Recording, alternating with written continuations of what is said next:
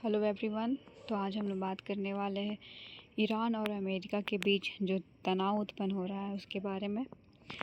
जैसे कि अभी खबर में आई हुई है कि अमेरिका जो है वो अभी ईरान को पूरी तरह से घेरने वाला है और एक भयंकर जो युद्ध है ये शुरू होने वाला है इन दोनों देशों के बीच में। तो आइए हम लोग इस खबर को जानते हैं। सबसे पहले इसकी खबर क्या है उसे देख लेते हैं। जैसे कि जो हमारा मध्य पूर्व में अमेरिका जो है वो अपनी विमान को वहाँ पे अभी तैनात कर चुका है और ऐसा माना जा रहा है कि ईरान और अमेरिका के बीच में ये जो तनाव है लगभग वो बहुत ही ज़्यादा होने वाला है और जिससे कि युद्ध जैसी स्थिति जो है वो अभी उत्पन्न हो रही है। अमेरिका के जो राष्ट्रपति है उन्होंने कहा है कि सोमवार को उन्होंने ये बयान दिया था कि वो अपनी एक शक्तिशाली नौ जो सैनिक है स्ट्राइक ग्रुप उसमें से जो हमारा USS अब्राहम लिंकन है उसे पूरी तरह से जो है वहाँ पे अभी तैनात कर चुका है। और जो USS अब्राहम लिंकन है ये एक बहुत ही ज़्यादा जो है शक्तिशाली एयरक्राफ्ट है। अब्राहम लिंकन जो है ये लगभग इसकी तुलना अगर की जाए तो जैसे हमारे भारत में जो हमारे भारत का जो INS विक्रांत है उसकी तुलना में ये बहुत ही ज़्यादा अधिक मात्रा में जो है इसका पावर है। ये परमाणु ऊर्जा से चलती है और लगभग इसके साथ हैं बहुत सारे जो है एयरक्राफ्ट एक साथ चलते हैं। तो लगभग ये अमेरिका का सबसे पावरफुल एयरक्राफ्ट है जिसे अभी वो यहाँ पे जो हमारा ईरान है वहाँ पे वो तैनात कर चुका है। वहाँ पे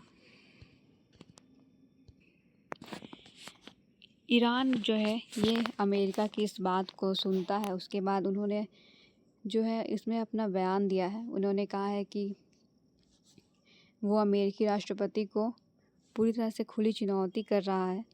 उनका कहना है कि अगर अमेरिका किसी भी तरह का अगर युद्ध शुरू करता है तो उसे वो पूरी तरह से पूर्ण युद्ध मान लेगा और उस जो है हमला पूरी तरह से स्टार्ट कर देगा।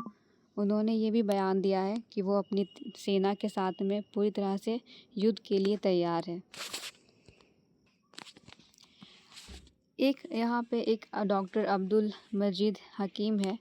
उनका बयान है कि जो अमेरिका है वो ईरान की संप्रभुता और क्षेत्रीय अखंडता जो है उसका उल्लंघन कर रहा है, क्योंकि इस्लाम धर्म में ऐसा माना जाता है कि जो परमाणु बम है वो हराम है और जो ईरान है वो परमाणु बम का जो उपयोग है वो नहीं करता है। अगर करना भी होता है तो वो उस समय करता है जब उसे शांतिपूर्ण और मानवीय ज़रूरत की आवश्यकता पड़ती है तब, क्योंकि ये जो परमाणु बम है वो इस्लाम धर्म में हराम है।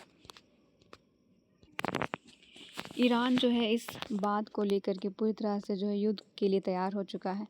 उसने अपने जितने भी हथियार वगैरह सारे चीज़ों को एकजुट कर चुका है। यहाँ पे देखा जाए तो उसके पास लगभग 3 लाख एक्टिव सैनिक है, 7 लाख से भी ज़्यादा जो है रिजर्व सैनिक है। IRGC ईरान की प्रभावशाली सैन्य शक्ति है और देखा जाए तो यहाँ पे ground force, navy, air, space force जो है वो भी उसके पास पूरी तरह से मौजूद है। साथ में उसके पास बैलिस्टिक मिसाइल रेंज जो है उसके पास लगभग वो 2500 के किलोमीटर की स्पीड से जो है वो चलता है। उसके पास जो है ख़तरनाक ड्रोन भी है। साथ में देखा जाए तो उसके पास जो नौसेना है वो लगभग छोटी है। इसी बीच जो हिजबुल्लाह है उन्होंने कहा है कि वो ईरान के साथ में है। उन्होंने अपनी 4 लाख सैनिक जो है वो भी ईरान को दे चुका है। साथ में उन्होंने अपनी जो रॉकेट लॉन्चर है वो भी जो है इस युद्ध में उपयोग करने वाला है। तो इस प्रकार जो हिजबुल्लाह है वो पूरी तरह से ईरान को सपोर्ट कर रहा है इस युद्ध में। तो ये युद्ध जो है वो किस लिए शुरू हुई थी, ऐसी क्या वजह थी जो अमेरिका जो है वो युद्ध करने को इतना ज़्यादा जो है उत्सुक हो गया है और ईरान को पूरी तरह से जो है घेर चुका है। तो जैसे कि यहाँ पे ये खबर में आई हुई थी कि कुछ समय पहले जो है अमेरिका के साथ में UAE ने जो है लगभग धोखाधड़ी किया था जिसके वजह से जो अमेरिका है इसे बहुत ज़्यादा जो है गुस्सा हो चुका था। अगला देखा जाए तो सऊदी अरब के साथ में भी जो है अमेरिका के संबंध जो है वो अच्छे नहीं है। यहाँ जो कतर है हमारा, वो कतर के भी साथ में उसका जो समझौता है वो भी लगभग नकारात्मक है। और इसी बीच में जो हमारे भारत और यूएई के बीच में जो समझौता हुआ है उसके वजह से जो है अमेरिका वो पूरी तरह से जो है नाराज़ हो चुका है। और इज़राइल में जो हमास युद्ध हुआ था, ये सारी जितने भी कारण हैं, इन सारे कारणों से जो है अमेरिका पूरी तरह से युद्ध करने के लिए तैयार हो चुका है। वो लगभग इन सारे चीज़ों से जो है इन सारे देशों को अपना ताकत दिखाना चाहता है। अब यहाँ पे ये सवाल उठता है कि अमेरिका जो है वो अपना विमान वाहक को मध्य पूर्व में ही क्यों जो है वो स्थापित कर रहा है। तो जैसे कि यहाँ पे ईरान और उसके जितने भी समर्थक गुट है, ये अमेरिका इन सारे लोगों को ये संदेश देना चाहता है कि हम अब युद्ध करने के लिए तैयार हैं। उसके सैनिक जो है वो अब युद्ध करने के लिए पूरी तरह से तत्पर हैं। साथ में देखा जाए तो इज़राइल की सुरक्षा की जिम्मेदारी जो है लगभग अब अमेरिका के पास में है। तो वो इज़राइल की सुरक्षा भी है जो उस पर देखा जाए तो कोई देश जो है उस पर हमला ना करे, उस हमले को रोकने के लिए भी है जो है ये इस तरह से कार्य कर रहा है। दूसरी ओर देखा जाए तो ये समुद्री मार्ग में जो है अपनी सुरक्षा को कायम कर रहा है ताकि ये पूरी तरह से सुरक्षित रह सके। अब अगर इन दोनों देशों के बीच में युद्ध होता है तो इससे हमारा जो क्षेत्रीय और वैश्विक क्षेत्र है वो किस तरह से प्रभावित होगा, तो उसके बारे में हम लोग जानेंगे। जैसे कि देखा जाए तो हमारा जो मध्य पूर्व भाग है लगभग वो इससे प्रभावित हो सकता है। साथ में हमारा जो लेबनान है और हमारा इजराइल सीमा जो है उसमें भी जो है बहुत ज़्यादा तनाव उत्पन्न हो सकता है। खाड़ी देश के साथ में देखा जाए तो उनमें अस्थिरता जो है वो आ सकती है। तो लगभग इन सारे जगहों में इस युद्ध का जो है प्रभाव देखा जा सकता है। अब हम लोग बात करेंगे कि इससे वैश्विक प्रभाव जो है वो किस तरह से पड़ता है। तो देखा जाए तो यहाँ पे जो तेल की कीमत है उसमें उतार चढ़ाव आ सकता है। साथ में यहाँ पे जो वैश्विक सप्लाई चेन है वो भी पूरी तरह से प्रभावित हो सकती है। भारत के लिए जो यहाँ पे ऊर्जा चुनौती है वो भी उत्पन्न हो सकता है। तो लगभग इन कारणों से हमारे जो भारत है वो भी इससे प्रभावित हो सकता है। क्या भारत के लिए भी महत्वपूर्ण था ये, तो उसके बारे में देखेंगे तो भारत जो है लगभग ईरान के साथ में अच्छे उसके समझौता जो है वो अच्छा खासा किया हुआ है।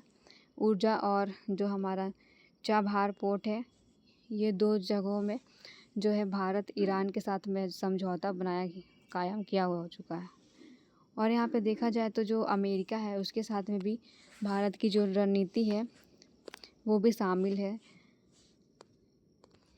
लेकिन अब यहाँ पे ये सवाल उठता है कि भारत को इन दोनों देशों के बीच में क्या क्या चुनौती का सामना करना पड़ सकता है। तो देखा जाए तो भारत जो है किसी एक का पक्ष नहीं ले सकता है। अगर भारत चाहे तो भी वो किसी एक देश का समर्थन नहीं कर पाएगा।